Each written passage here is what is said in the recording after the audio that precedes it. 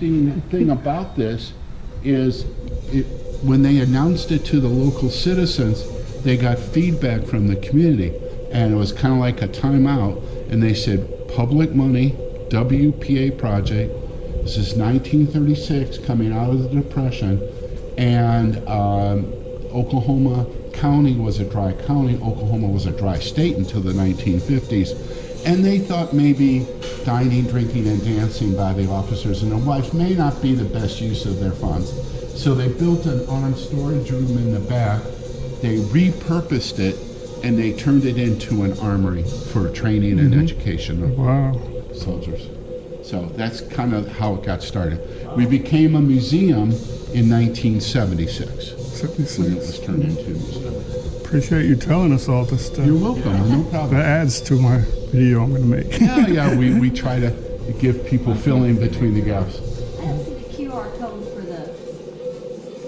the tour, like the one in Tulsa. We don't have one of Oh, those. y'all don't have that. Oh, okay. I was just looking all over. I was going to say all our information's in there. Yeah, we don't have that. Okay. Okay. Oh, and then the last thing, where the exit sign is down there is a hallway, and that'll be your restrooms, your water fountain, and the gift shop are down there. Okay. Yeah. Thank you. Thank you. Okay. Good. Kind of fun on this first graphic or drawing, you'll notice that there's no panhandle on Oklahoma. This, there isn't. This predates. It's to show the early forts and the trails and the tribes, but it predates Oklahoma officially getting the panhandle. As you know, and maybe you heard the story about the discussion between the two states, between Texas and Oklahoma, and who was going to inherit or end up with the panhandle. But it eventually, by the time you get to the Civil War, you'll see it's been added on. All right. Thank you. Welcome. All right, bud. Spanish American. Down here in this case that you're looking at, you get bonus points if you can find Teddy Roosevelt in the picture up there on the left. Oh, on this picture? Yeah, he came back in 1900, 2 years after the Spanish-American War, and it was for a reunion. Is that him in the back row? Back row next to the tall guy. Yeah, looking toward the other guy. Right. Yeah, that's but it says a lot about him. Yeah. Here it is, 2 years later, 1900, he comes back to the reunion for the Rough Riders from the East Coast all the way back here. That's cool. That's in Oklahoma City. Yeah, in Oklahoma City, yeah. Yeah. Amazing stuff here.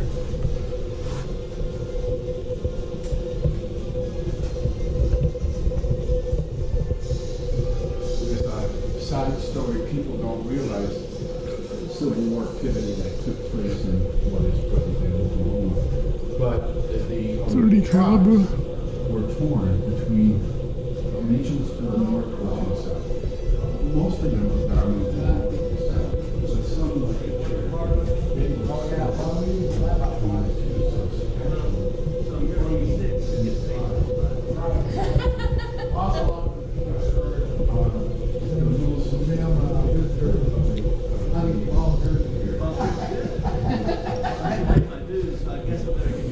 Yes, sir.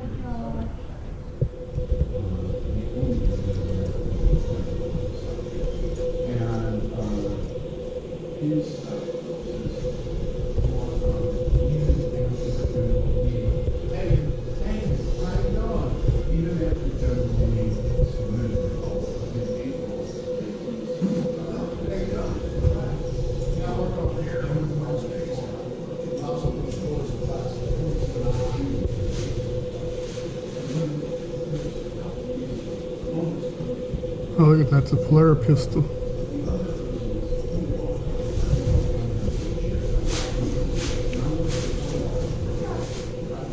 The dawn of mass death, it says.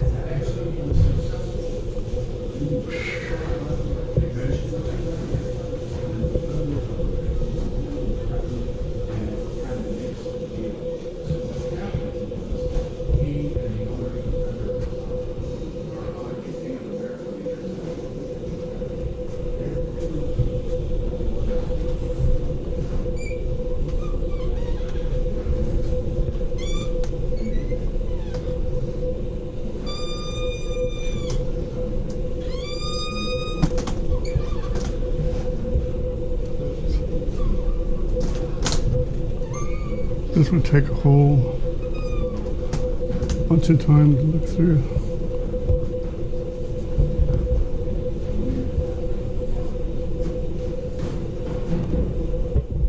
Okay, look at this. Hitler's personal standard.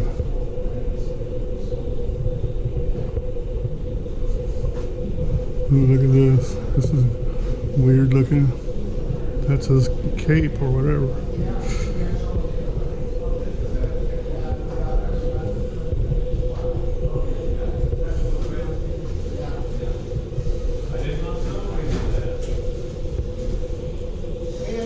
Hey, good. I see that. Hey, Ray.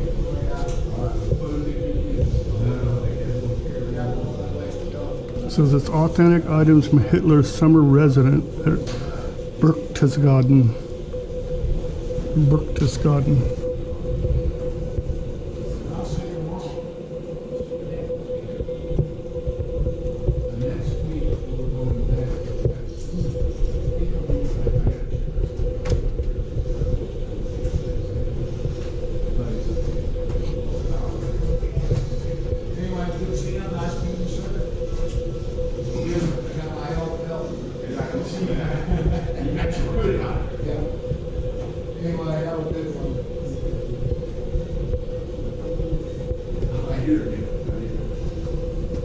Guys, just drive safely. I will. You're gonna get the troops when we get cold. Yeah, they say the front about 1 o'clock.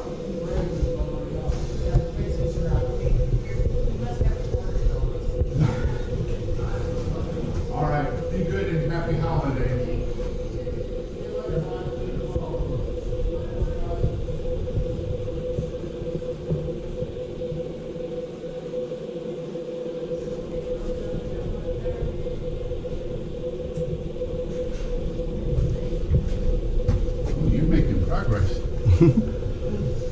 Wow, this is A lot of stuff in here, huh? yeah, it's amazing.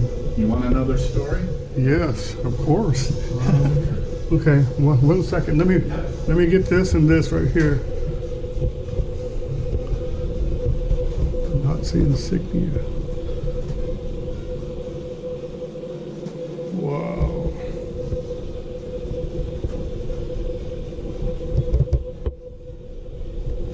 Okay. Okay. Come over here. Just watch these things. They're totally Okay. yours.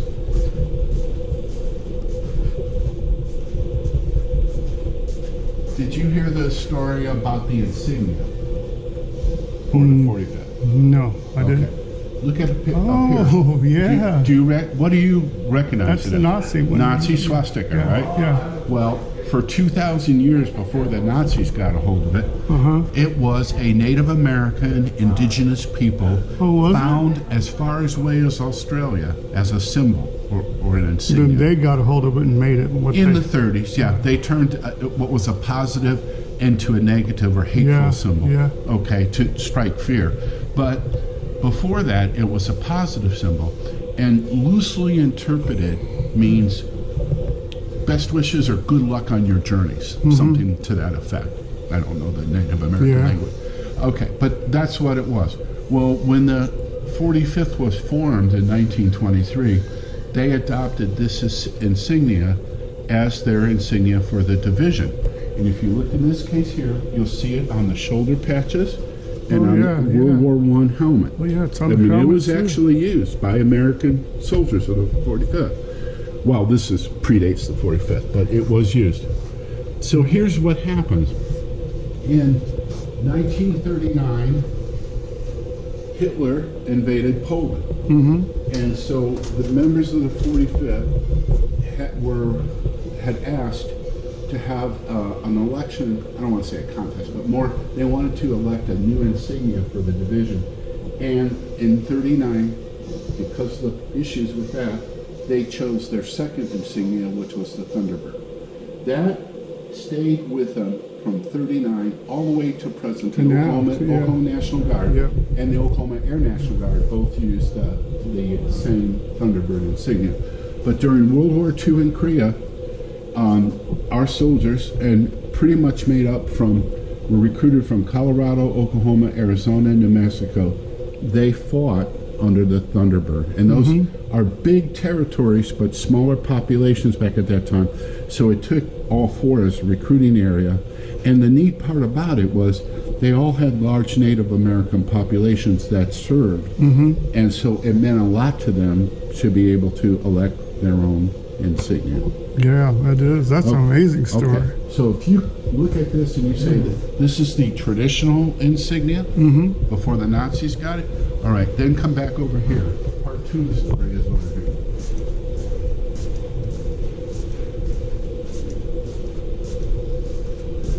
Okay, so if you stand here and look at the back case, Yeah. what the Nazis did is they took that traditional insignia that we just looked at and they turned it, or we call it the twisted insignia. Yeah, so they it turned lays it twisted.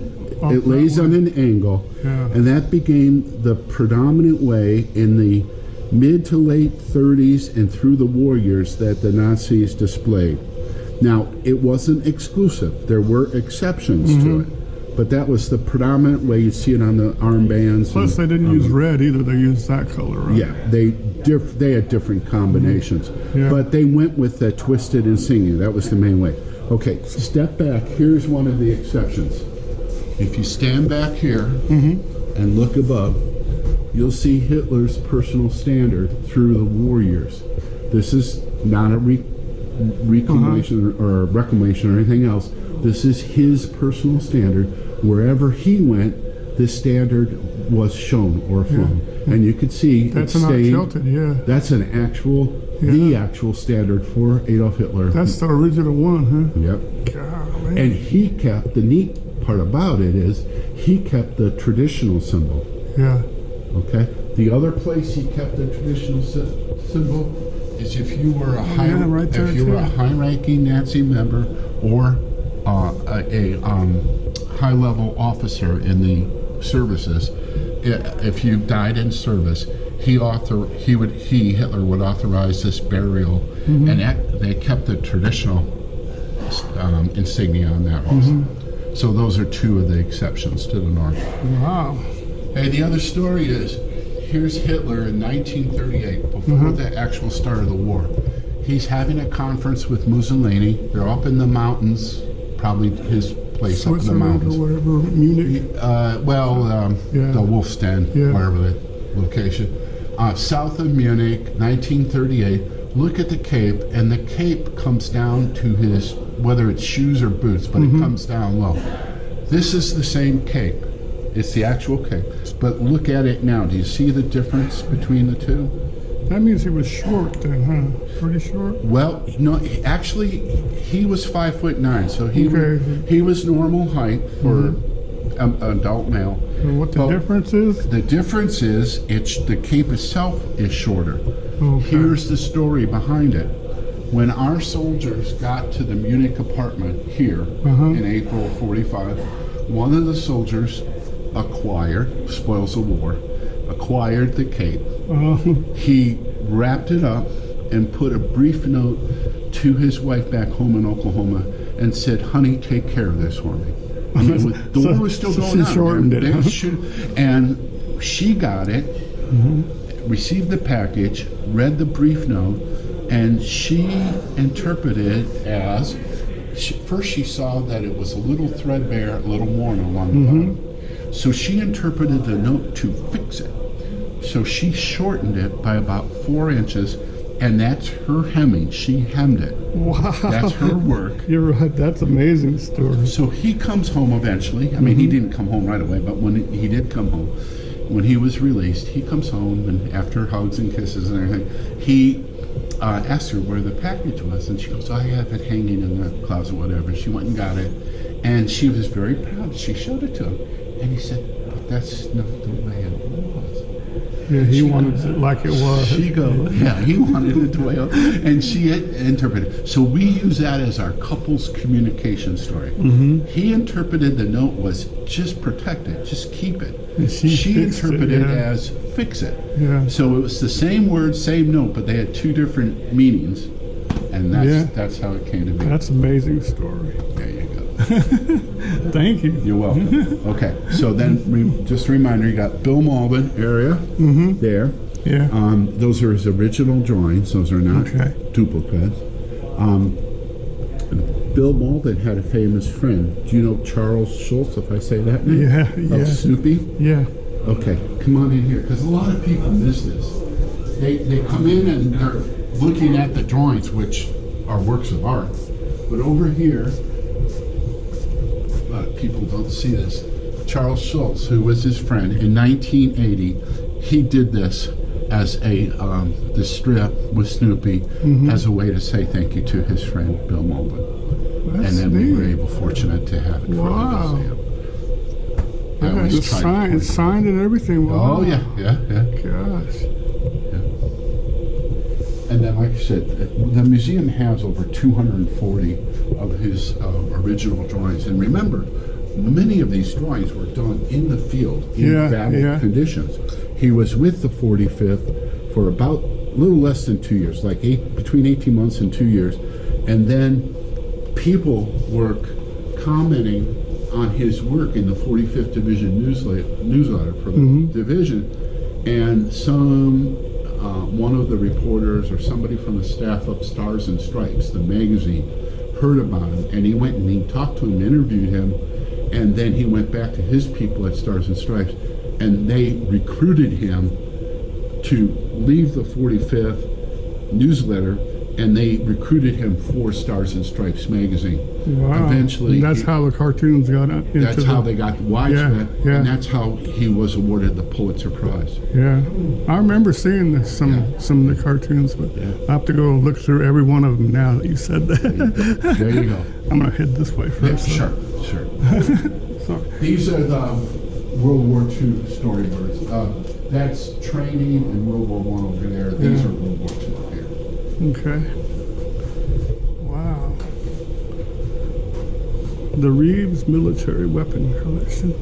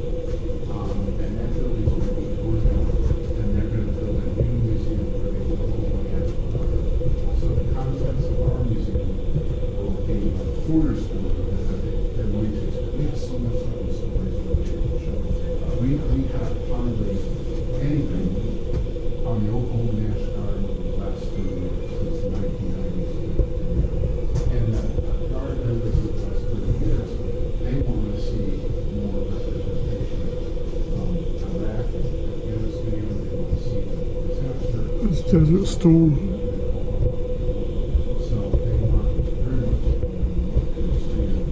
It's the Persian Gulf War.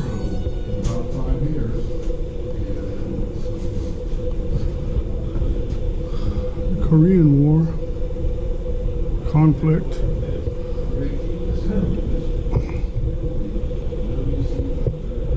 Here's Nazi automatic weapons.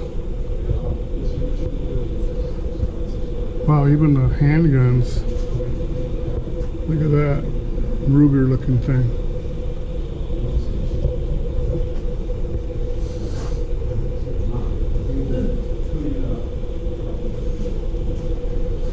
Here's the Allies, what they used.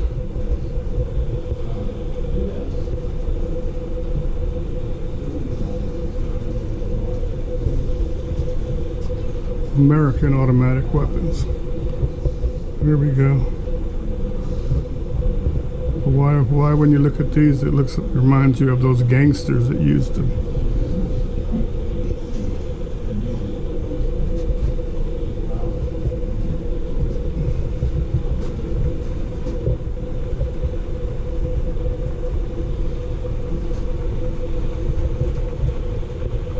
Summer uniform. Oh, look at this. Browning machine gun.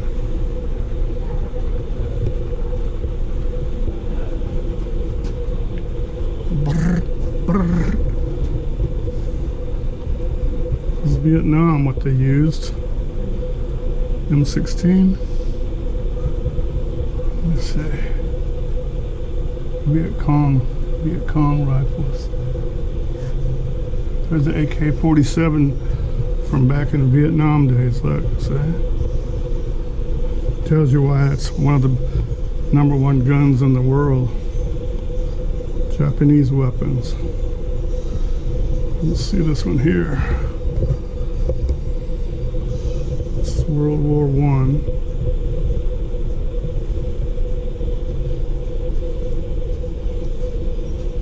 It's the Spanish-American War.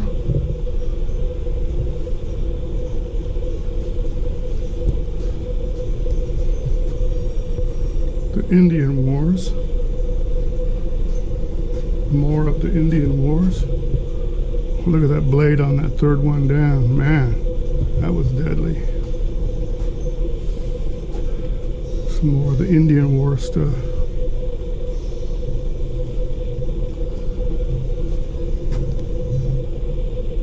That looks like mine. Pocket pistols of the Old West. This is the ones where they'd be playing poker and they'd have their little gun pointed at you in case you cheated. All right, look at this. Here's Colt. I like Colts. Very expensive but good quality guns though. Here's some more Colts.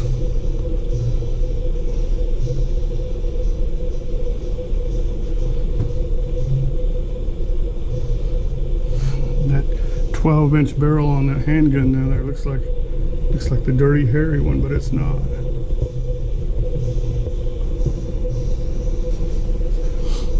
Ignition systems. Then it shows you down there all the things that ignited them, I guess. Here's the evolution of cartridges and ramrods and bayonets.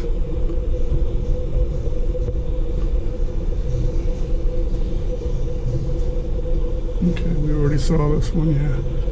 Okay, let's go farther down. Wow. Stunning display. That's a Gatling gun, man. Look at that thing. Ba, ba, ba, ba, ba, ba, ba.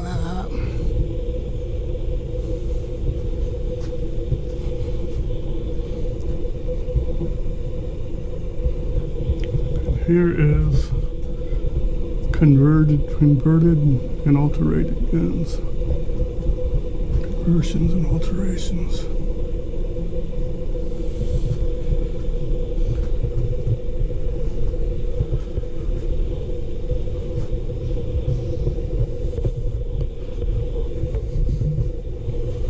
CSA primary and secondary arms. Oh, look at this old pair of binoculars. They're made in Paris, France by Chevalier. Primary and secondary weapons of CSA.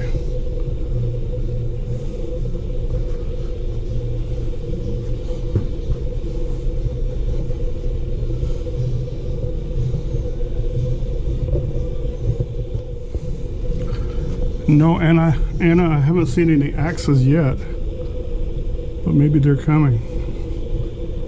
Let's see this one. British Whitworth sharpshooter rifle.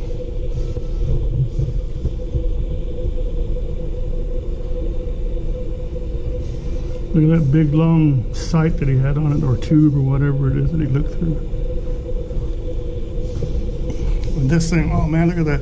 He's got a bayonet. Well, maybe that's just a sword. I don't know if that goes on the end of the gun, but it's about 3 foot long.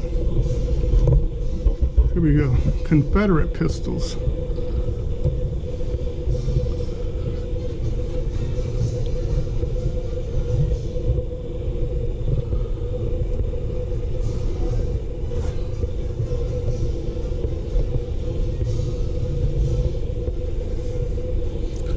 CSA Ed's weapons. Here we go, Anna. No axes though.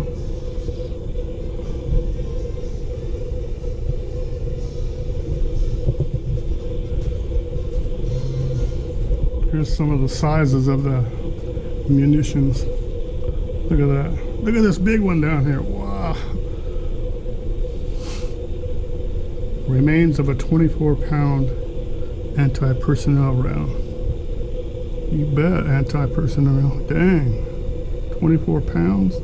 Boom.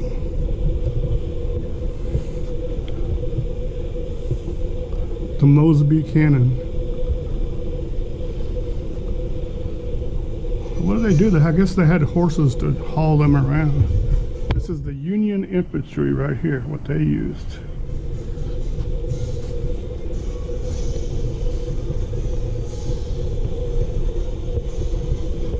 And this is the Union cavalry.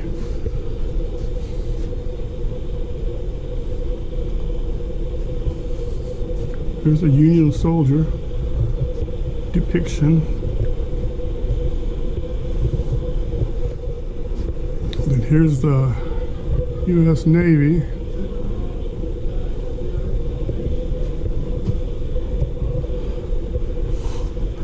The Cohorn mortar, named after original. Wow. Look at that thing, man. Here's my hand compared to. Oh, there's the ball down there. Kaboom.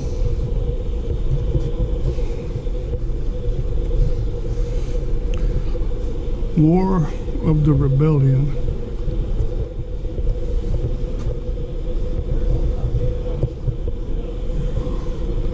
This is the Union cavalry. Look at that little tiny, those cut off little tiny guns down here. It looks like pistols on a stock. Union infantry. These are the guys that went first, huh? Don't shoot until you see the whites of their eyes.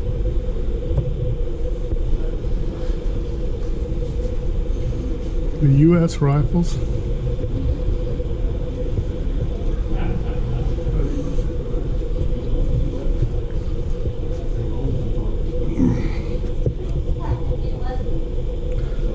Lieutenant Colonel Ernest Red Eagle Childers.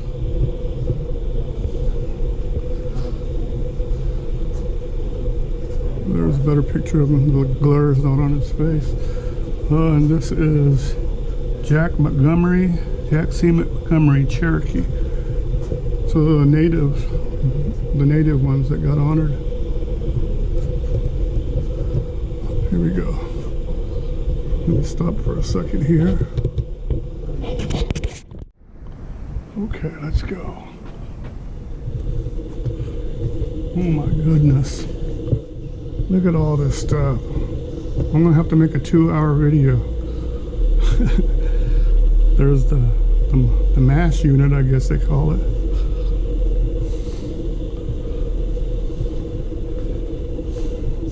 Red Cross uniform, Mrs. Sally Stauffer.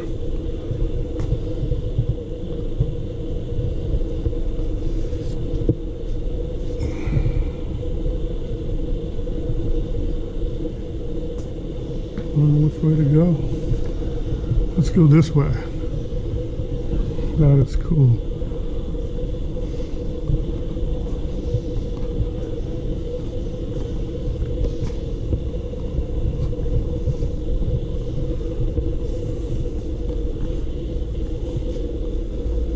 Over here we got,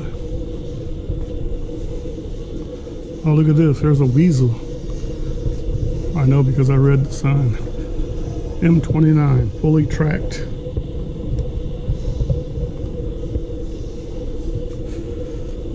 .57mm right here. Chinese 75mm. And then this one is a 75mm recoilless rifle. U.S. Army Model 20. Big, man. Then of course this thing.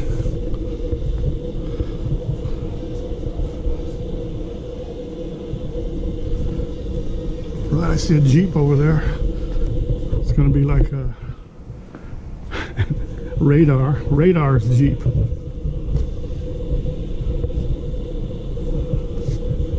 This is what my dad did.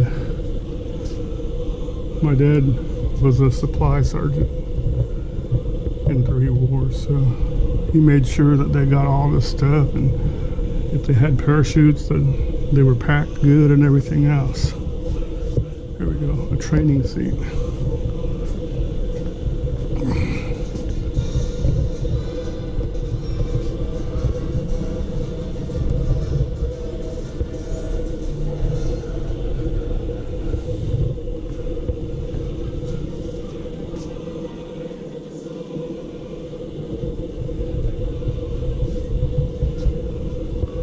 Piper L4B Grasshopper. Oh, that's the plane. That's the plane. You can barely see it up there. Pretty cool. I thought they were saying that's what this is. I don't know what this is. I guess it's up front what the description is. Let's see.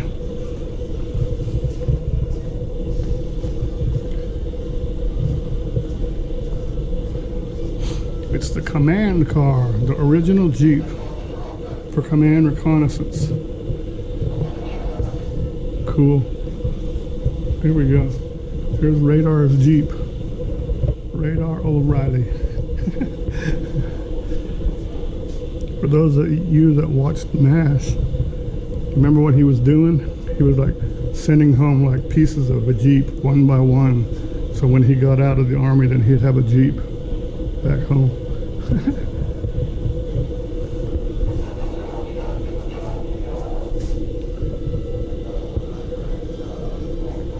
This is nothing, guys. Wait till you see our outside stuff. Oh, but here we go. The military police. Okay, we gotta see what this is now. Oh man, look at this. This is the back of an ammo truck or something. Look at that. He's out there. They're up on top. See him? Shooting or whatever. But look at all this ammo and stuff down here. Oh, there's a bottle of wine and a beer can too. It's called the M113 Armored Personnel Carrier. See that? 103,600 Oklahomans served in Vietnam.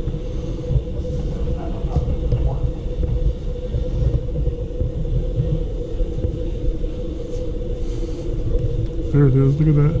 See those guys up there? Oh, missed this. That'd be cool to have in the backyard, wouldn't it?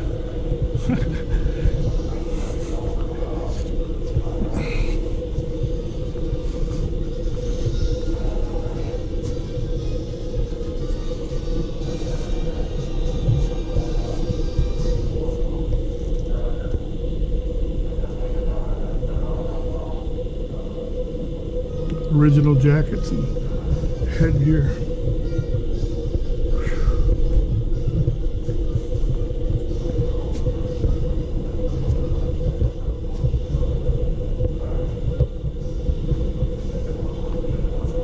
Here we go. Here's, I think this is back in Tinker, huh? Nice.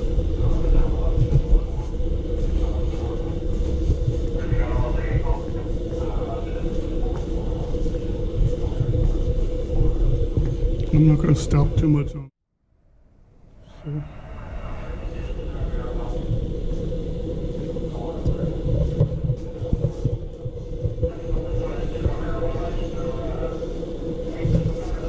Oh, here we go. Portable flamethrower. Portable smoke discharger. Shit. All kind of stuff. I don't know. This is the kind of stuff here where only Dirty Knobs would know what it is. You watching Dirty Knobs?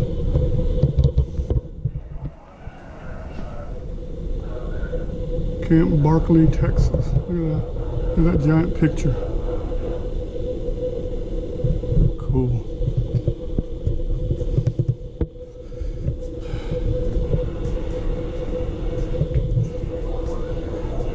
Here we go.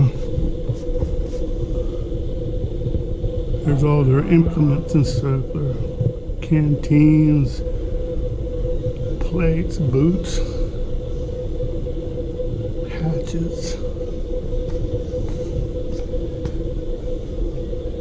shovel, collapsible.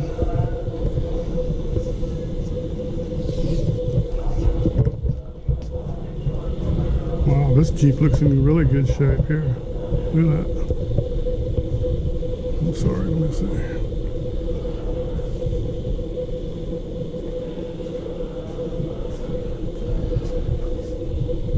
One-fourth ton 4x4 Willys 38A1.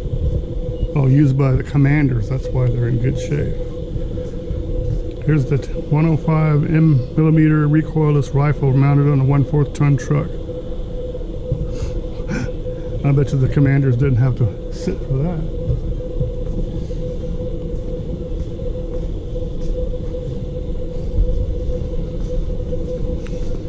Let me make sure that I didn't miss a hatchet somewhere. Oh, look, there's some kind of metal detector. Mine detector is what it's called, right down there. See?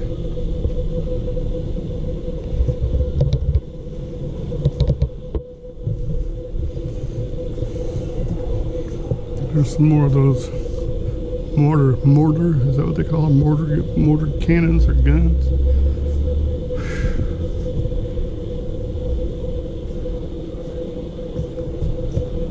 There's a World War II German MG-34 anti-aircraft mount. This must be the US version here. Right here. Yeah. Browning machine gun, 50 caliber M2 heavy barrel flex.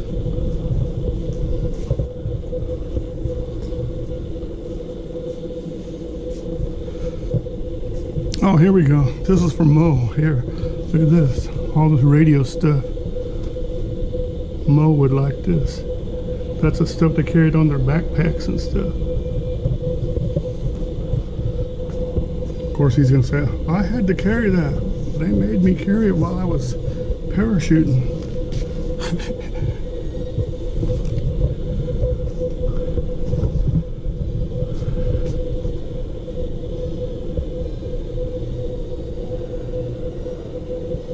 Look at these heavy-duty old handcuffs.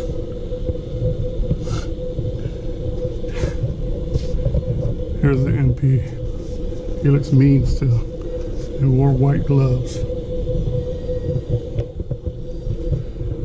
There's another Hitler thing that they took and everybody autographed it. See, I don't know if you can see the autographs and stuff on it. This is some of the stuff that they got over there.